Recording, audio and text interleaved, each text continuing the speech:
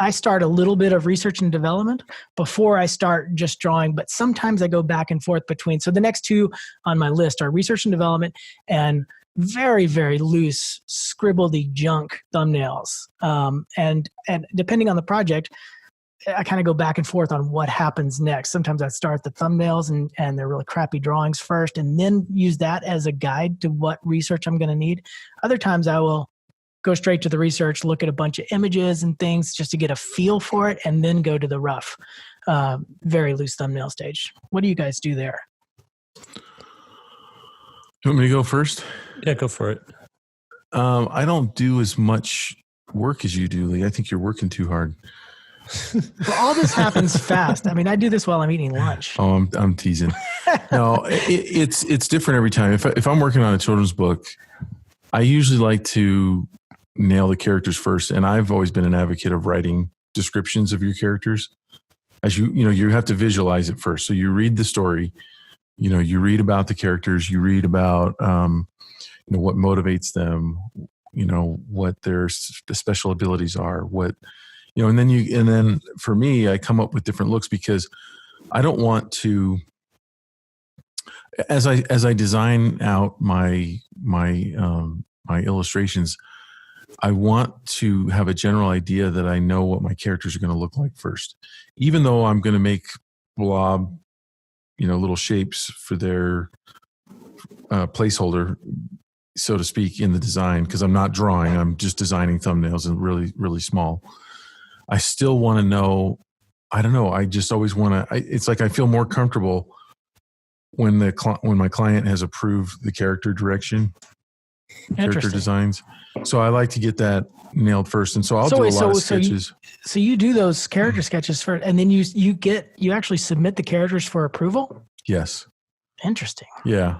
And it's just, I just feel like, because if I go in a direction and and there's not a lot of description about a character, and I say, okay, well, in my mind, this is what it's going to look like.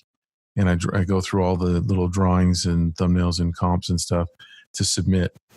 And then I've got it totally wrong on what they were thinking. I don't like to have to go back into every illustration. And do you do that for images that are for yourself too? Like say for your personal projects, do you do the character first and then put it in the scenario it's supposed to be in?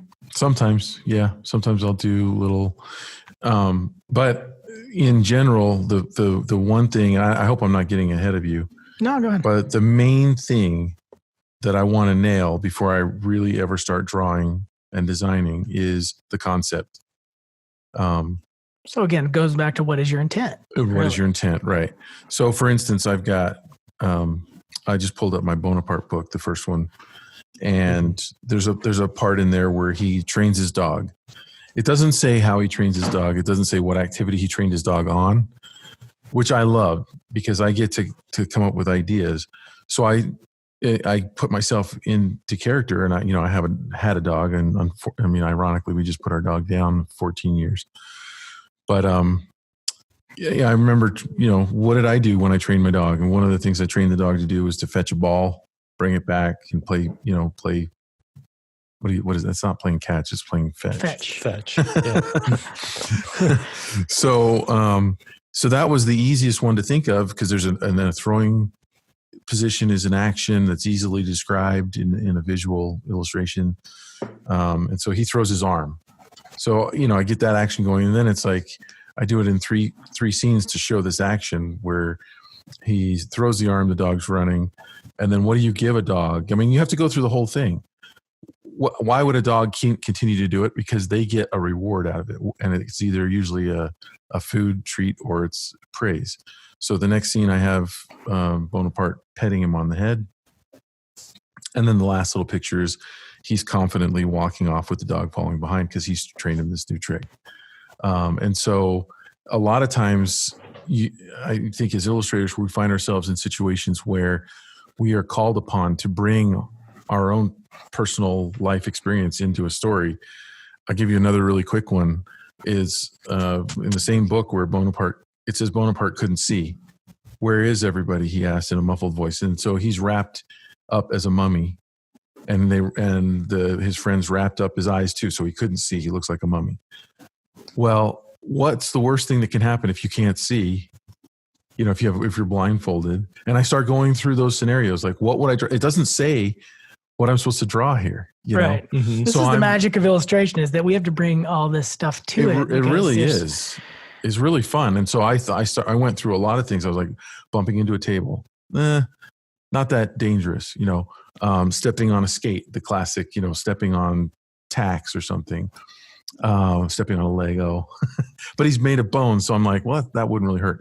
And then I came to falling downstairs. So I have him, the illustration as I describe it is his friend is holding him back by one of his strands of mummy bandages. And he's taking a step, and one more step, he would go downstairs in profile, and he's being held back. So you can see that the danger element, his friend's taking care of him, and it illustrates that point that he can't see. You know, Right.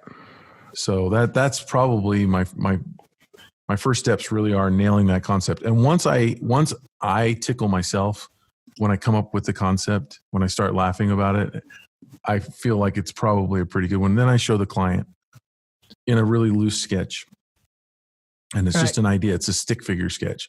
This is what I'm thinking. They loved it. Wait, so you do show the client in that rough thumbnail looking sketch. So here's one thing that I really do with my clients is I work with the art director and I say, hey, I want to shoot you sketches before the deadlines for the sketches that are cryptic, Pictionary type drawings that are for your eyes only. Please don't take them to your meetings because it'll freak everybody out.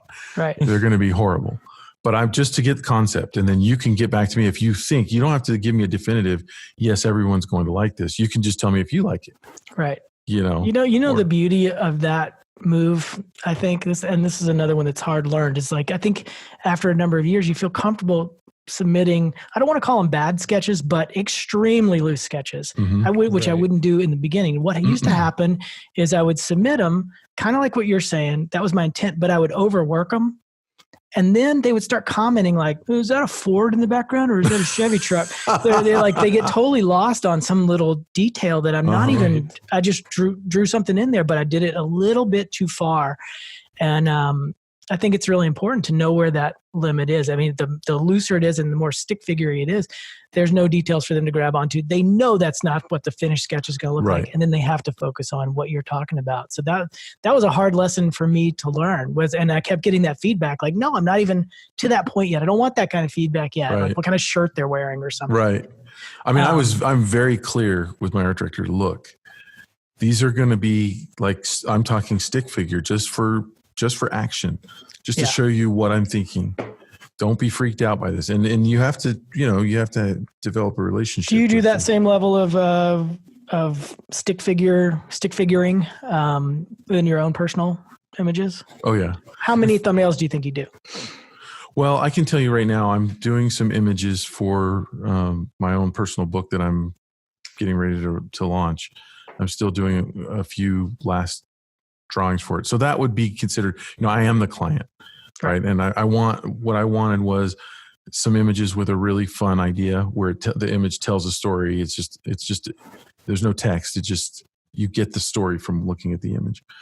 And so once I come up with the idea, just so I don't forget it, because sometimes I'm away from home and I've just got my iPad with me, I will just draw out a super cryptic idea visually so that I don't lose that image in my mind.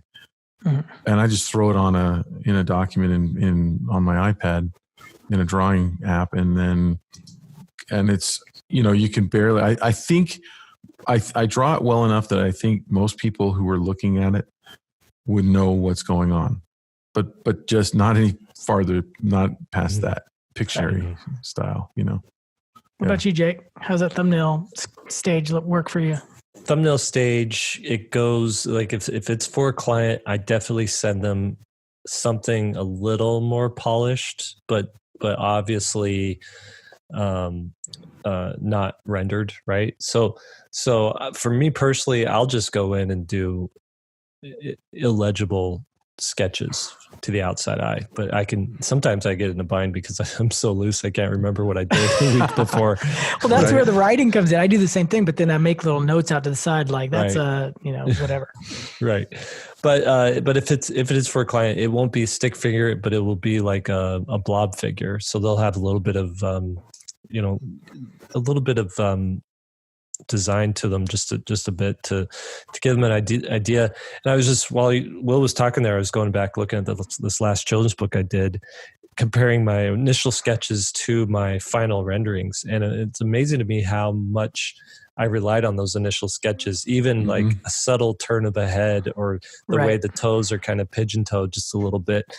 Something that I was just rushing through, kind of trusting my gut. And then when I was sketching, and then sticking to that trust, taking it to the final thing. But yeah, the next stage is just really fast, quick thumbnails, very loose, and I don't put all the effort and thought and creativity is going into the storytelling of the image and not the rendering of the image. The drawing, right?